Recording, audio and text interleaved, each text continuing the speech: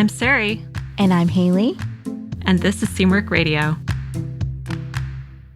Welcome back to Seamwork Radio, where we share practical ideas for building a creative process so you can sew with intention and joy. And today we're talking about your wardrobe workhorses, those special pieces you reach for again and again, and what they can reveal about your personal style. So we'll cover how to identify your most worn pieces, why tracking what you actually wear matters more than what you think you should wear, and how to translate these insights into sewing projects you'll love for years to come. All right, our icebreaker for today, Haley, is what was your favorite thing to wear, your favorite garment to wear when you were a kid? This really depends on the era of childhood we're talking about. But the first thing that came to mind was when I was 10-ish, maybe 11, Spice Girls were really popular. Yeah. And there was this skirt. It was a mini skirt and a sweater, a cardigan that went with it from Old Navy. Mm-hmm. And my mom didn't buy me a lot of new clothes. I got a lot of hand-me-downs. And she also was like, she has very like basic, classic taste, I should say. Jeans and t-shirt, mom. Yeah. So I was never allowed to get like really fun things usually. And so this was a red and navy argyle skirt. And the argyle on the skirt was like a smaller scale. And then the sweater was a red fitted cardigan, and it had like a large scale argyle across the chest. Oh, how cute. Yeah, it was really cute. Sounds very cute. It was. I'm like, I don't know if I would wear that today, but I would like style someone in it for a photo shoot or something. It sounds very Cher from Clueless. It was very, very coded for that. And I had these like chunky loafers that were my school shoes because I wore a uniform at school, and I wore it with those and my knee-high socks from my uniform. That's very Clueless. So Clueless. Like such a cool 10-year-old. I can't believe it. But that was like the first time that I wore an outfit and felt like I am so sophisticated. I am a woman. This is how women, tiny woman. This is how women dress. In knee-high socks. Yeah, absolutely. That's so cute. Well, I was thinking a little bit younger for me. When I was little, when I was a kid, I had this dress. I don't know where it came from, if it was a hand-me-down or what. I think probably it was. And it was like pink and white striped. It was kind of like a pinafore style dress. I think it had maybe some ruffles on it, and it had these watermelon appliques all over it. This was like a watermelon dress. Cute. It was very, very cute, and it was kind of like girly and fluffy, and I really loved this dress, and I always wanted to wear it. And my mom's not really into clothes or anything, and she always wanted to dress me in more of a kind of non-gendered way. She always wanted to dress me in like overalls and things like that, which is super cute. But I always wanted to go for the pretty dresses. I've been into pretty dresses for a long time. I always wanted to have long hair when I was a kid, and I was never allowed to have long hair. Same. And I always wanted to wear pretty dresses, which were, they're not as practical. My niece is the same way. She wears a princess dress every day so she can twirl. And that's how I was when I was a kid. All right. Well, if you have an icebreaker for us for a future episode, you can leave it for us in a 5-star review on Apple Podcasts. We would love to hear from you there. And then we'll answer it in a future episode. You can also leave it in a comment on Spotify, and we'll see it there as well. All right. So I've been sewing my own clothes for almost 30 years now.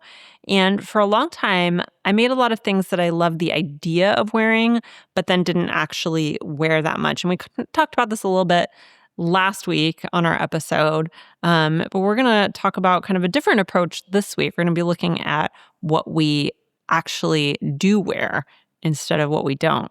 So I would see a beautiful pattern, for example, that had romantic sleeves or an interesting silhouette, and I just get so excited about making it. I'd spend hours cutting and sewing, and I'd finish this gorgeous piece, and then it would just hang in my closet while I reached for the same, more simple things over and over again. And it took me a while to realize that there was this really big gap between what I thought I wanted to wear and what I actually felt good wearing in my daily life. And the turning point for me was when I started really paying attention to my wardrobe workhorses. So those pieces that I wore constantly without even thinking about it. And once I understood why I loved those pieces so much, I feel like everything just kind of changed. I started making more things that actually got worn, and my handmade wardrobe became something that I used every single day instead of just for special occasions. So, Haley, do you notice that kind of disconnect between what you make and what you actually wear? And has that changed over time? I think that this happens intermittently for me.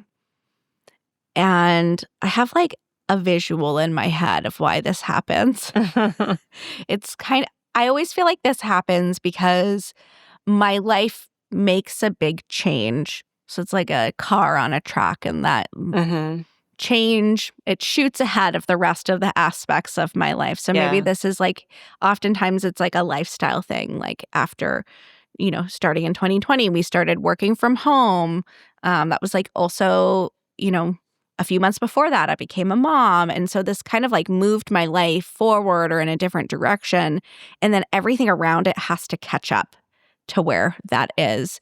So the way that I dress myself and the things I sew for myself had to catch up to that. The kinds of dinners I made on weeknights had to catch up to that. It was like all of these things had to catch up. And that never stops because our life keeps on moving forward and things keep on changing. And so when I start to notice that disconnect, it's always because one part of my life has changed and the rest of me hasn't caught up with it yet. So it's always like a moment to reflect on that. And I think I catch up and I'm doing good, and then something else changes, and then I have to reassess and change course, and that's okay. Yeah. It's kind of part of the fun, though. Yeah, that's so true. And it can help you kind of discover what's going on in your life, too, and kind of see things through a slightly different lens. Yeah, it's just like really interesting, kind of like thermometer. Yeah, absolutely. I feel the same way. Like, I feel like my life kind of goes in these different phases, and sometimes it just takes a while to figure that all out. Right. Yeah. You're like a grown-up and like a very multifaceted person, and everything else has to move along with you. Yeah. Yeah, definitely. What do you think makes us gravitate towards certain pieces over others? Like, why do we have these favorite things that we cannot stop wearing? I think it's different for everybody. Yeah. You know, what it is that certain thing that makes you feel that way. But I do feel like there's some element of it just provokes a certain feeling that you want to have in your life, whether that's confidence or comfort or sexiness or whatever it is that you want to feel. I feel like if you can create a piece of clothing that evokes that feeling, it's going to be something that you turn to again and again. Or maybe it's some combination of those feelings that you're going for. But I think it's different for different people. So for me, I feel like what makes me gravitate towards certain things is that they feel comfortable, like they don't feel overdone in any way. And then they feel, I don't know, there's this sense of kind of like elegance to them or sophistication to them. At least these days, they feel adult. They feel grown up and beautiful and a little bit romantic. And those are kind of the feelings that I like to evoke, even though it's something even if it's a comfortable basic. Yeah. I think for me, I agree that it has to do with the feeling. And that can be like a physical feeling, and it can also be like an emotional feeling. For me, more often than not, it's comfort. And also, I gravitate towards pieces that like say something. Yeah. I mean, of course, like outside of like a white t-shirt, everyone needs a white t-shirt. Maybe not everyone. Most people need a white t-shirt. But I like, for the most part, something about the garment to say something, whether that's like a little bit unique fit or it just needs to feel intentional. Yeah. And those are the things I gravitate towards, because I want to be able to throw on that shirt, like a shirt with a pair of jeans, and for it to stand on its own. Yeah, definitely. Do you think that comfort is a main factor in this decision, like in this, or do you think that there's like things that go, I don't know, beyond the feeling and the comfort? Well, I think for me, comfort is really important. But it's not for everybody. I think when I was younger, it wasn't that important to me. Same. Being comfortable. Like, I would wear high heels. I would wear like a silk dress. I would wear, anything that I thought looked good, even if I wasn't comfortable in it. Like, I could tolerate the pain. What is it with that? I don't know. I don't know. But that's not the case anymore. I mean, I will wear heels for a special occasion once in a while, but even then, like, I'll be a pretty low heel, honestly. Yeah. I don't know. I think for me, when you get older, you just you recognize you don't have to compromise. Yes. And you can do what you want. Really, I think you care less about what anybody else thinks, and you care more about what you feel and what you think. At least that's been true for me. I think that's true for a lot of people. So, yeah, I think comfort more and more becomes not maybe the main thing, but a main thing. Yeah. And I think also my style back then was just like so far removed from comfort. Yeah. That it was like, well, this is what we're doing. Yeah. Yeah, definitely. All right. Well, I'm going to kick us off with some of our tips. Our first tip is to start by simply looking through your closet. You probably already have a sense of what pieces are your workhorses. They're the ones that you wash the most often, simply speaking. They're the ones that are always in the laundry basket that you're like, where is that? Crap, I wore it 3 days ago. So walk through your closet and pull out anything you know that you wear at least once a week during its appropriate season. And look for pieces that are getting little wear, that might be starting to like, or getting a little worn and starting to like fade or show their age. This is all actually really valuable information. Sari, do you have a piece that you noticed like right away when you do this? Yeah, for me, I wear my long sleeve Alice tees, the Seamwork Alice tee. I wear those as layering pieces like 3 months out of the year, and I absolutely love them.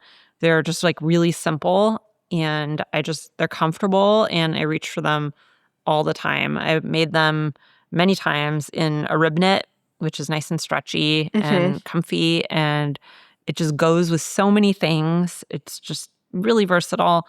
And I love things that I can layer. So that's definitely one for me. I was just noticing one of my Alice's the other day when I put it on, and it's like a really great soft white color that goes with a lot of things and looks like a little bit nicer. And it's getting very worn in the underarm, like a little threadbare. And I'm like, gotta replace that one. Yeah. I actually don't have a white one. That's one I would like to do maybe in the spring or summers to make like a pointelle. Oh, that would be really nice. Yeah, this was born out of that I found the perfect white knit. And I really wish I would have bought like several yards of it. Yeah. Because I really just want to remake the exact same one now. The same thing. For me, it's definitely, I have like 2 white button-ups that do a lot for me. One is a raglan sleeve, and it has a dart at the shoulder, and it's like a poplin fabric. It has like good structure to it. It has the interesting details. And then I also have a very oversized linen white button-up, and they're just like great layering pieces. And between the 2 of them, I'm wearing one of them like at any point during the year, all the time. Yeah. A linen button-up is so versatile. All right, the next tip is to track your outfit. So if you want to get even more scientific about it, start documenting what you actually wear. The easiest way is to take a quick photo of your outfit every day on your phone. And you don't have to post it anywhere. It's just for you. So it doesn't have to be anything fancy. It could just be a mirror selfie or something like that. And then after a month or two, you can scroll through those photos and you'll start to see patterns emerge.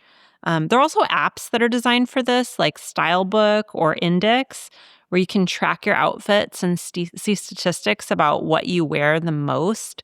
I did this. I've done both, actually. I've done just taking pictures of my outfits, keeping those on my phone. And then I tried out Index and started using that, which was really fun.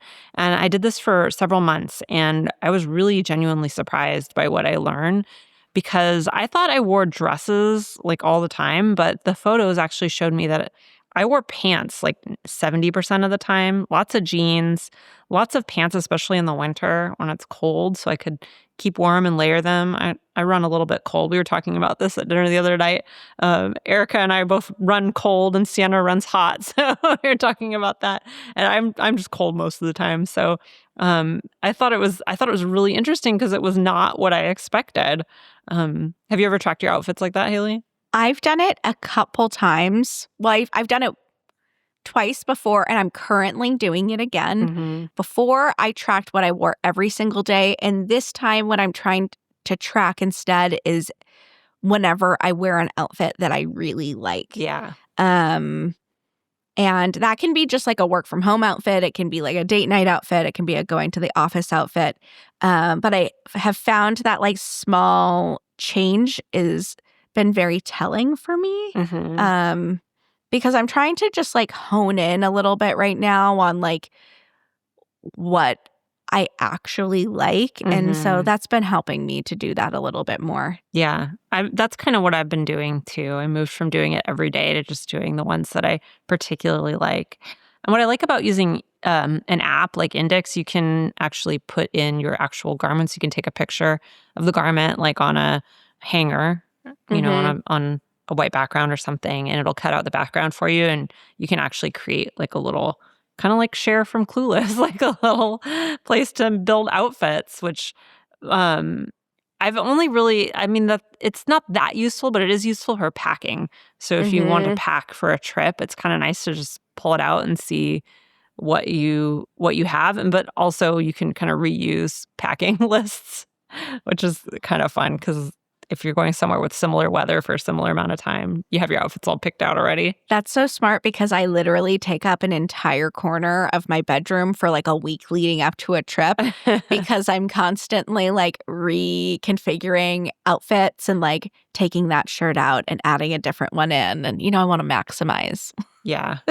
Yeah. I found it really helpful. When I went to Charleston last year, I used it. And then when I went on another trip after that was going to have kind of similar weather, I just looked back at those outfits and thought, oh, well, I can just swap out this, out a sweater, and I'm done. I have my packing done. You're blowing my mind, Sarai. I find like very few things more satisfying than when you pack for a trip perfectly. Yeah, I know. You're like, I wore everything. This is great. I know. It is great. And it avoids problems like, you know, you don't pack enough. I in the past, I have not packed enough pairs of shoes because I like to pack light. But then if one pair of shoes gives you blisters, then you're really out of luck. And you have to go buy flip-flops somewhere or something. Yeah. All right. Our next tip is to not forget about outerwear and specialty pieces. When we think about our wardrobe workhorses, we focus on like tops and bottoms. But we often overlook other categories. Your most worn cardigan or jacket can be telling you something really important about your style. Same with your loungewear. If you're working from home, those pieces might be your actual workhorses and not your like going out clothes. So don't forget activewear either if that's something that you wear regularly. I think that those pieces count just as much as everything else. Yeah, they definitely do. I mean, I would have to put a pair of leggings in my list of my most worn pieces. Yeah, I know. Even though I've really tried this winter not to wear leggings every day, which has been something I've leaned on a little too heavily in past years. They're just so comfy. All right, the next step is to make a list of your top 10. So once you've identified your most worn pieces, just write them down. Just literally make a list and try to get at least 10 items if you can. But if you have more, that's fine too. And then for each item, write down the category. So is it a t-shirt, a cardigan, jeans, a dress? And then you can also note the color, the fabric type, and the general fit or silhouette. And this list becomes like a blueprint for your sewing. It's showing you exactly what works in your actual life. So I just keep a little list in the Notes app on my phone so I can reference it when I'm pattern shopping or when I'm fabric shopping. I know what are the things I actually wear and what are the elements that I should look for. It's really, really helpful. You can also use an app. So I mentioned Index before that I've been using. You can use an app to help you figure out what those pieces are if you don't want to go through your whole closet physically, and that can be really, really helpful too. I think if you have the paid version, I just use the free version, but if you have the paid version of Index, it gives you all these statistics and things about what you wear and colors and everything, which is kind of neat. But I haven't tried that, but I know it exists. Oh, so cool. Next tip is for each piece, note why you think you wear it so much. So this is where I think it gets really interesting. You're not just listing what your workhorses are, you're really digging into the why. Is it because of the color, the fabric, the fit, how it pairs with other things? Or maybe it's just because it's machine washable and you don't have to think about it. Sometimes, we can wear things a lot by default, and that tells us something too. Or maybe it's because it has pockets and it makes you feel put together. Sometimes the reason is practical. Sometimes it can be like more emotional, and both are valid and important. I have a pair of leopard print pants that I've been wearing so much. They're very comfortable, and they go with like a very surprising amount of tops in my closet. And then when I put them on, I always feel like my outfit is saying something. It's like beyond a pair of jeans. No hate to jeans. I love jeans. But they add something very special to an outfit. So that gives me like really valuable information about the kinds of things I might want to make more of in the future. What have you discovered about your own workhorses, Sarai? One thing that I've found lately is that, so right now I'm wearing like this bias cut silk skirt, and I have found that these kind of like lingerie inspired pieces go really far for me because they are pretty, but they're also very comfortable because they're basically like underwear. Yeah. So like slip dresses, bias cut skirts, things like that, things that can be layered with like a cozy sweater, which is another workhorse for me, work really well for me because they kind of tick that prettiness box that I really like, and at the same time, they're actually really, really comfortable. So that's one of the things that I've noticed. The next step is to look for the patterns in your patterns. So once you have your list with all those notes, you can step back and really look for the bigger picture. So do most of your workhorses share similar characteristics? Are they all in the same color family? Do they have the same level of ease? So, just for an example, I noticed that almost all of my most worn pieces were either black or white-ish or some kind of warm neutral. And that was really eye-opening because I kept buying and making things in brighter colors because I love looking at them, but I didn't actually want to wear them. And I also noticed that my workhorses also all had a comfortable fit and weren't too oversized, especially for skirts and pants. I mentioned that I really like bias cut skirts, and I also really like more fitted pants, even if they're kind of like drapey, they should be at least a little bit fitted. And those patterns like that tell you what to prioritize when you're planning your own sewing project. So I think this part is just really crucial, is finding those patterns amongst all of your favorites like that. After that, you can consider the gaps. While you're analyzing your workhorses, also think about what is potentially missing. Are there categories where you just like don't have a reliable workhorse? Maybe you need a go-to dress or a coat that you actually really love to wear. Or maybe you have workhorses that are getting worn out and just need to be replaced. This is different than just making what's trendy or what looks good in a pattern photo. You're filling actual, like, proven needs in your wardrobe instead. Yeah. I think that's really the crux of it, just finding those actual needs that you have. And then translating those workhorses into sewing projects is the next step. And that's where all the analysis really pays off. So you start planning sewing projects based on what you've learned. So if you love a particular ready-to-wear piece, you can look for patterns with similar characteristics. And you don't have to try to recreate it exactly, because I think that can sometimes be a little bit frustrating. But instead, you're trying to capture the essence of what makes it work for you.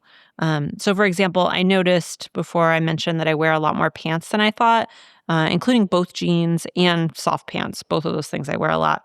And that led me to make multiple pairs of Chelsea jeans, which have become some of my most worn handmade pieces. I made those jeans 3 times now, and I wear them constantly, and I absolutely love them. And then I also have this black wool mini skirt that I wear all the time in winter. And then I have a black ponte one that I also reach for constantly. So I decided to combine these 2 ideas and make a double knit wool skirt, but in another favorite color, so in a different color. I'm going to be making it in burgundy. And I know that's something that I'm just going to be wearing all the time because I already have 2 similar versions that I absolutely love. I love that. I can't wait to see it. I'm excited about it. Having a real burgundy moment right now. Me too.